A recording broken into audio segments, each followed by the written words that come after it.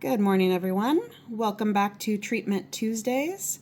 Today we are focusing on something called cubital tunnel syndrome, which affects the inside of your elbow and more often can affect down into your hand with some numbness tingling, especially through the pinky and ring finger. And we're focusing on this today because of the upcoming elbow pain workshop, which is scheduled for Friday, November 15th from 12 to 1. You can come in person via Zoom or watch the recording. So if this is something that you deal with or any other issues in the elbow, come learn some treatment techniques, learn about how to treat your own elbow. But today, cubital tunnel syndrome, this is something that basically the ulnar nerve that runs there on the inside of the elbow, it gets compressed or tensioned. Something irritates the nerve there and causes some numbness, tingling, sometimes pain down through the pinky and ring finger, and occasionally through the medial elbow there as well. There are many things you can do to help this problem. Today we're going to focus on something called nerve gliding. And if you look here, the ulnar nerve, like I said, starts up by your collarbone. It runs down the inside of the arm, inside of the elbow, and then down to the hand. And so when we talk about a nerve glide, we are not trying to stretch the nerve. Nerves don't like to be stretched.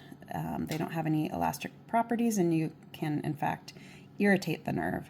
But they do have this protective covering around them, a sheath. And when a nerve gets irritated or you have an injury, it stops gliding through that sheath properly. And so one of the things that can be helpful with most nerve irritation, and especially with cubital tunnel syndrome, is working on that gliding motion and getting that nerve to be able to move as you move your arm.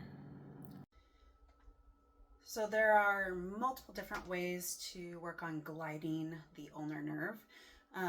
Specifically for cubital tunnel syndrome, one that I like to do, since we talked about it comes through the elbow and comes down and it affects these two fingers. You start in a relatively extended neutral position of your elbow. You grab your pinky and your ring finger and you're pulling them down towards your body. Okay? Now when we do that, we put the nerve on stretch distally down here. So we don't want to stretch that nerve, so we're going to offload it proximally up here. So when we do this, when I pull my fingers down, I turn my head and I raise my shoulder up. And then I just go back and forth, nice and easy. You're not going quickly. It's not aggressively. This should not hurt. You might have to just barely move at all. You're staying in a range that feels okay. As you progress this, then you can add in some elbow motion with it as well. Other ulnar nerve gliding techniques that I sometimes give are you pinch these fingers together and I'm leading with my elbow. I bring my elbow out to the side and then I tip my hand up and I bring my head towards my fingers and then back down. I come up, this would be your ending position, so my elbow is up and back. My mouth is towards my fingers, my palm is facing up. But when you first start, you might only get to here. We're bumping into where you feel it and then backing off.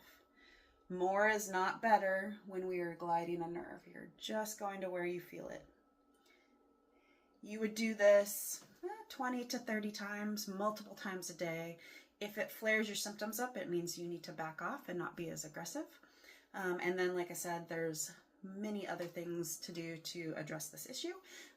If you're interested in it, sign up for my workshop. All right, thank you. Bye.